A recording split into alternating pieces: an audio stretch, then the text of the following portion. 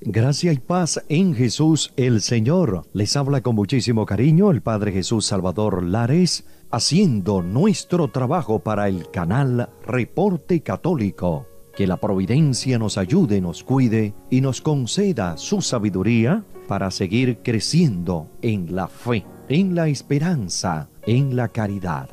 Esta vez queremos ofrecerte la importancia del sacramento de la confesión. Lo tendremos en cuenta desde la doctrina de la Iglesia Católica, pasando por supuesto por la Sagrada Escritura y estimularnos por supuesto entre todos y la importancia que tiene recibir el sacramento de la reconciliación. La reconciliación, que con el sacramento de la unción de los enfermos se les llaman sacramentos de sanación, porque la vida de la gracia, como toda vida, también sufre heridas, enfermedades, debilidades y hasta puede morir por el pecado mortal. Precisamente, el sacramento de la confesión y la unción de los enfermos curan, fortalecen y hasta recuperan la vida de gracia en caso de que la hayamos perdido. El Catecismo de la Iglesia Católica, desde el numeral 1140 al 1470, lo dedica al sacramento de la confesión. Sacramento de la penitencia se puede llamar de la confesión, también se puede llamar de la reconciliación. El pecado es ante todo ofensa a Dios, ruptura de la comunión con Él. Al mismo tiempo, atenta contra la comunión con la Iglesia. Por eso la conversión implica a la vez el perdón de Dios y la reconciliación con la Iglesia, que es lo que expresa y realiza litúrgicamente el sacramento de la penitencia y de la reconciliación. Y es que solo Dios perdona los pecados, porque Jesús es el Hijo de Dios. Dice de sí mismo: el Hijo del Hombre tiene poder para perdonar pecados en la tierra. Marcos 2:10. Y ejerce ese poder divino. Tus pecados están perdonados. Marcos 2:5, Lucas 7:48. Más aún, en virtud de su autoridad divina, Jesús confiere este poder a los hombres. Podemos ubicar la cita Juan 20, 21, 23, para que lo ejerzan los hombres. Cristo quiso que toda la Iglesia, tanto en su oración como en su vida y su obra, fuera el signo y el instrumento del perdón y de la reconciliación que nos adquirió el precio de su sangre. Sin embargo, confió el ejercicio del poder de absolución al ministerio apostólico que está encargado del ministerio de la reconciliación. Segunda Corintios 5:18. El apóstol es enviado en el nombre de Cristo, y es Dios mismo quien a través de él exhorta y suplica: déjense reconciliar con Dios. Segunda Corintios 5:20. Reconciliación con la Iglesia. Durante su vida pública, Jesús no solo perdonó los pecados, también manifestó el efecto de este perdón. A los apóstoles que son perdonados, los vuelve a integrar en la comunidad del pueblo de Dios, de donde el pecado los había alejado o incluso excluido. Un signo manifiesto de ello es el hecho de que Jesús admite a los pecadores a su mesa. Más aún, él mismo se sienta a su mesa, gesto que expresa de manera conmovedora a la vez el perdón de Dios. Podemos leer el capítulo 15 del evangelista San Lucas y el retorno al seno del pueblo de Dios. Podemos leer el capítulo 19, versículo 9. Al hacer partícipes a los apóstoles de su propio poder de perdonar los pecados, el Señor les da también la autoridad de reconciliar a los pecadores con la Iglesia. Esta dimensión eclesial de su tarea expresa particularmente en las palabras solemnes de Cristo a Simón Pedro: a ti te daré las llaves del reino de los cielos, y lo que ates en la tierra quedará atado en los cielos, y lo que desates en la tierra quedará desatado en los cielos. Mateo 16:19. Está claro que también el colegio de los apóstoles, unidos a su cabeza, recibió la función de atar y desatar dada a Pedro. Las palabras de atar y desatar significan: aquel a quien excluyan de su comunión será excluido de la comunión con Dios. Aquel a quien reciban de nuevo en su comunión, Dios lo acogerá también en la suya. La reconciliación con la iglesia es inseparable de la reconciliación con Dios. El sacramento del perdón. Cristo instituyó el sacramento de la penitencia en favor de todos los miembros pecadores de la iglesia, ante todo para los que después del bautismo hayan caído en pecado grave y así hayan perdido la gracia bautismal y lesionado la comunión eclesial. El sacramento de la penitencia ofrece a estos una posibilidad de convertirse y de recuperar la gracia de la justificación. Los padres de la Iglesia presentan este sacramento como la segunda tabla de salvación, después del naufragio que es la pérdida de la gracia.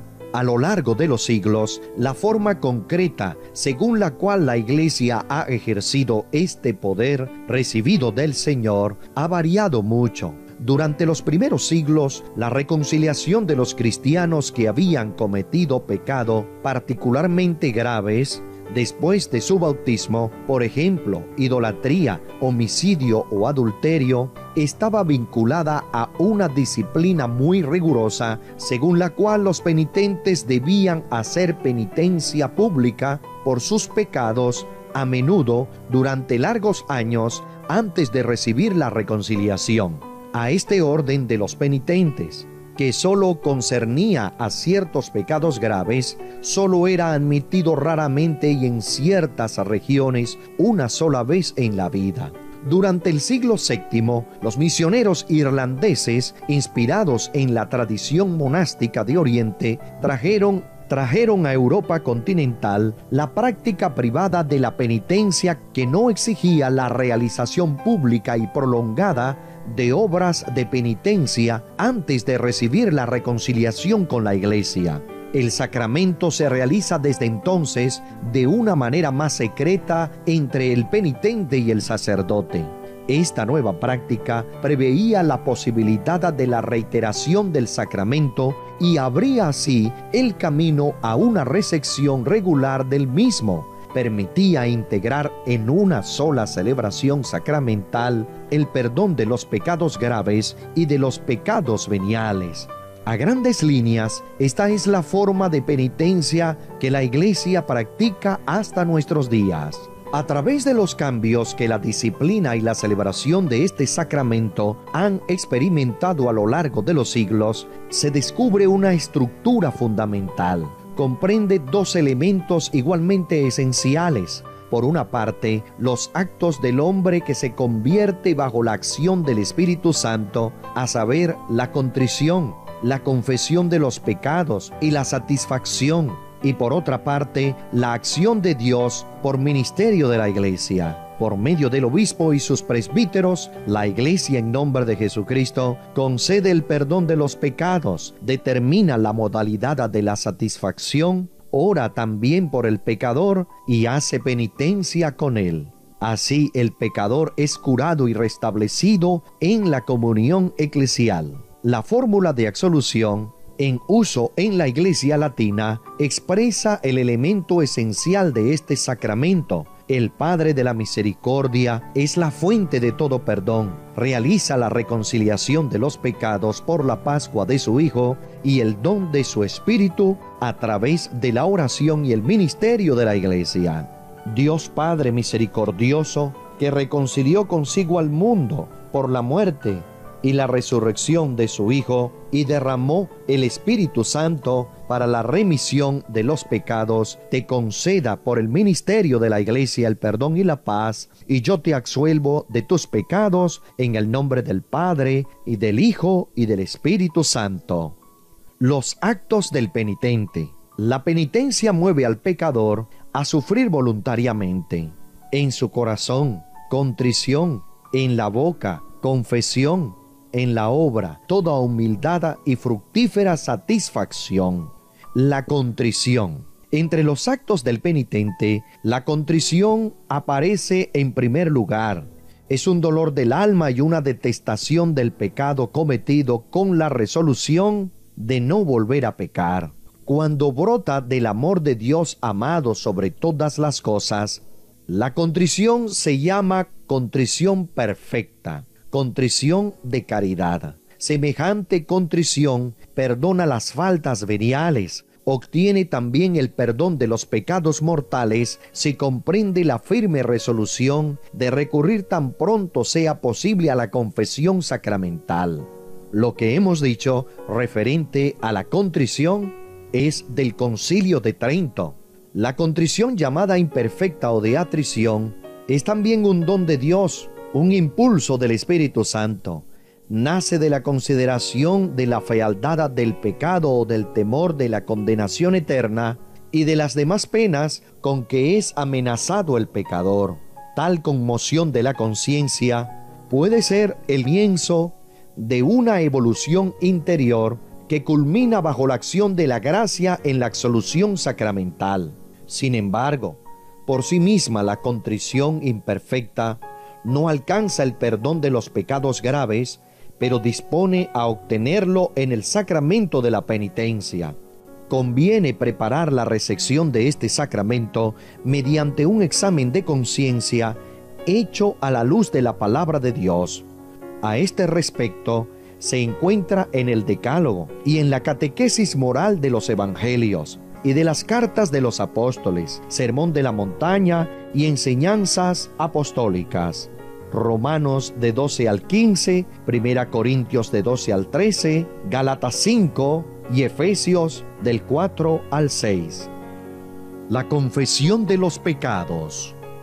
La confesión de los pecados, incluso desde un punto de vista simplemente humano, nos libera y facilita nuestra reconciliación con los demás. Por la confesión, el hombre se enfrenta a los pecados de que se siente culpable, asume su responsabilidad y por ello se abre de nuevo a Dios y a la comunión de la Iglesia con el fin de hacer posible un nuevo futuro. La confesión de los pecados, hecha al sacerdote, constituye una parte esencial del sacramento de la penitencia. En la confesión, los penitentes deben enumerar todos los pecados mortales de que tienen conciencia tras haberse examinado seriamente, incluso si estos pecados son muy secretos y si han sido cometidos solamente contra los dos últimos mandamientos del Decálogo. Pues a veces estos pecados hieren gravemente el alma y son más peligrosos que los que han sido cometidos a la vista de todos. El Concilio de Trento dice: cuando los fieles de Cristo se esfuerzan por confesar todos los pecados que recuerdan, no se puede dudar que están presentando ante la misericordia divina para su perdón todos los pecados que han cometido. Quienes actúan de otro modo y callan conscientemente algunos de sus pecados, no están presentando ante la bondad divina nada que pueda ser perdonado por mediación del sacerdote. Porque si el enfermo se avergüenza de descubrir su llaga al médico, la medicina no cura lo que ignora. Según el mandamiento de la Iglesia, todo fiel llegado a la edad del uso de razón debe confesar al menos una vez al año los pecados graves de lo que tiene conciencia. Quien tiene conciencia de hallarse en pecado grave, que no celebre la misa ni comulgue el cuerpo del Señor sin acudir antes a la confesión sacramental, a no ser que concurra un motivo grave y no haya posibilidad de confesarse. En este caso, tenga presente que está obligado a hacer un acto de contrición perfecta que incluye el propósito de confesarse cuanto antes. Los niños deben acceder al sacramento de la penitencia antes de recibir por primera vez la Sagrada Comunión. Sin ser estrictamente necesaria la confesión de los pecados veniales, sin embargo se recomienda vivamente por la Iglesia. En efecto, la confesión habitual de los pecados veniales ayuda a formar la conciencia, a luchar contra las malas inclinaciones, a dejarse curar por Cristo, a progresar en la vida del Espíritu. Cuando se recibe con frecuencia, mediante este sacramento, el don de la misericordia del Padre, el creyente se ve impulsado a ser también misericordioso. Para comprender esta realidad, pueden leer el capítulo 6, versículo 36. El que confiesa sus pecados, actúa ya con Dios. Dios acusa tus pecados. Si tú también te acusas, te unes a Dios. El hombre y el pecador son, por así decirlo, dos realidades. Cuando oyes hablar del hombre, es Dios quien lo ha hecho. Cuando oyes hablar del pecador, es el hombre mismo quien lo ha hecho. Destruye lo que tú has hecho para que Dios salve lo que Él ha. Cuando comienzas a detestar lo que has hecho, entonces tus obras buenas comienzan porque reconoces tus obras malas. El comienzo de las obras buenas es la confesión de las obras malas. Haces la verdad y vienes a la luz. Estas palabras son de San Agustín cuando explicó el Evangelio de San Juan, capítulo 12, versículo 13. La satisfacción. Muchos pecados causan daño al prójimo. Es preciso hacer lo posible para repararlo. Por ejemplo, restituir las cosas robadas, restablecer la reputación del que ha sido calumniado, compensar las heridas. La simple justicia exige esto, pero además el pecado hiere y debilita al pecador mismo, así como sus relaciones con Dios y con el prójimo. La absolución quita el pecado, pero no remedia todos los desórdenes que el pecado causó. Liberado del pecado, el pecador debe todavía recobrar la plena salud espiritual. Por tanto, debe hacer algo más para reparar sus pecados. Debe satisfacer de manera apropiada o expiar sus pecados. Esta satisfacción se llama también penitencia. La penitencia que el confesor impone debe tener en cuenta la situación personal del penitente y buscar su bien espiritual. Debe corresponder todo lo posible a la gravedad y a la naturaleza de todos los pecados cometidos. Puede consistir en la oración, en ofrendas, en obras de misericordia, servicios al prójimo, privaciones voluntarias, sacrificios y sobre todo la aceptación paciente de la cruz que debemos llevar. Tales penitencias ayudan a configurarnos con Cristo, el único que expió nuestros pecados una vez por todas. Nos permiten llegar a ser coherederos de Cristo resucitado, ya que sufrimos con Él. Pero nuestra satisfacción, la que realizamos por nuestros pecados, solo es posible por medio de Jesucristo, que por nosotros mismos no podemos nada. Con la ayuda del que nos fortalece, lo podemos todo. Filipenses 4:13. Así el hombre no tiene nada de que pueda gloriarse, sino que toda nuestra gloria está en Cristo, en quien nos satisfacemos, dando frutos de penitencia, que reciben su fuerza de Él. Por Él son ofrecidos al Padre, y gracias a Él son aceptados por el Padre. Ministro del sacramento de la confesión. Puesto que Cristo confió a sus apóstoles el ministerio de la reconciliación, pueden ubicar en la Sagrada Escritura el capítulo 20, versículo 23 del Evangelio de San Juan, o 2 Corintios 5:18. Los obispos, sus sucesores y los presbíteros, colaboradores de los obispos, continúan ejerciendo este ministerio. En efecto, los obispos y los presbíteros, en virtud del sacramento del orden, tienen el poder de perdonar todos los pecados en el nombre del Padre, del Hijo y del Espíritu Santo. El perdón de los pecados reconcilia con Dios y también con la Iglesia. El obispo, cabeza visible de la Iglesia particular, es considerado, por tanto, con justo título, desde los primeros antiguos, como el que tiene principalmente el poder y el ministerio de reconciliación. Es el moderador de la disciplina penitencial. Los presbíteros, sus colaboradores, lo ejercen en la medida en que han recibido la tarea de administrarlo, sea de su obispo o de un superior religioso, sea del Papa a través del derecho de la Iglesia. Ciertos pecados particularmente graves están sancionados con excomunión, la pena eclesiástica más severa, que impide la recepción de los sacramentos y el ejercicio de los actos eclesiásticos, y cuya absolución, por consiguiente, solo puede ser concedida según el derecho de la Iglesia al Papa, al obispo del lugar o a sacerdotes autorizados por ellos. En caso de peligro de muerte, todo sacerdote, aun el que carece de la facultad de oír confesiones, puede absolver de cualquier pecado y de toda excomunión. Los sacerdotes deben alentar a los fieles a acceder al sacramento de la penitencia y deben mostrarse disponibles a celebrar este sacramento cada vez que los cristianos lo pidan de manera razonable. Cuando celebra el sacramento de la penitencia, el sacerdote ejerce el ministerio del buen pastor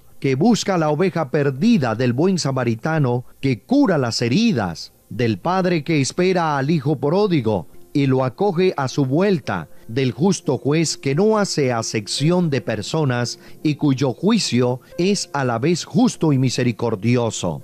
En una palabra, el sacerdote es el signo y el instrumento del amor misericordioso de Dios con el pecador. El confesor no es dueño sino el servidor del perdón de Dios. El ministro de este sacramento debe unirse a la intención y la caridad de Cristo. Debe tener un consentimiento comprobado del comportamiento cristiano, experiencia de las cosas humanas, respeto y delicadeza con el que ha caído. Debe amar la verdad, ser fiel al magisterio de la Iglesia y conducir al penitente con paciencia hacia la curación y su plena madurez. Debe orar y hacer penitencia por él confiándolo a la misericordia del Señor. Dada la delicadeza y la grandeza de este ministerio y el respeto debido a las personas, la Iglesia declara que todo sacerdote que oye confesiones está obligado a guardar un secreto absoluto sobre los pecados que sus penitentes le han confesado, bajo penas muy severas. Tampoco puede hacer uso de los conocimientos que la confesión le da sobre la vida de los penitentes. Este sacramento, que no admite excepción, se llama sigilo sacramental, porque lo que el penitente ha manifestado al sacerdote queda sellado por el sacramento. Los efectos del sacramento de la confesión. Toda la virtud de la penitencia reside en que nos restituye a la gracia de Dios y nos une con Él una profunda amistad. El fin y el efecto de este sacramento son, pues, la reconciliación con Dios, con los que reciben el sacramento de la penitencia con un corazón contrito y con una disposición religiosa. En los que reciben el sacramento de la penitencia con un corazón contrito y una disposición religiosa, tiene como resultado la paz y la tranquilidad de la conciencia, a las que acompañan un profundo consuelo espiritual. En efecto, el sacramento de la reconciliación con Dios produce una verdadera resurrección espiritual, una restitución de la dignidad y de los bienes de la vida de los hijos de Dios, el más precioso de los cuales es la amistad de Dios. Este sacramento reconcilia con la Iglesia al penitente. El pecado menoscaba o rompe la comunión fraterna. El sacramento de la penitencia la repara o la restaura. En este sentido, no cura solamente al que se reintegra en la comunión eclesial, tiene también un efecto vivificante sobre la vida de la Iglesia que ha sufrido por el pecado de uno de sus miembros. Restablecido o afirmado en la comunión de los santos, el pecador es fortalecido por el intercambio de los bienes espirituales entre todos los miembros vivos del cuerpo de Cristo, estén todavía en situación de peregrinos o que se hallen ya en la patria celestial. Pero hay que añadir que tal reconciliación con Dios tiene como consecuencia, por así decir, otras reconciliaciones que reparan las rupturas causadas por el pecado. El penitente perdonado se reconcilia consigo mismo en el fondo más íntimo de su propio ser, en el que recupera la propia verdad interior. Se reconcilia con los hermanos agredidos y lesionados por él de algún modo. Se reconcilia con la iglesia, se reconcilia con toda la creación.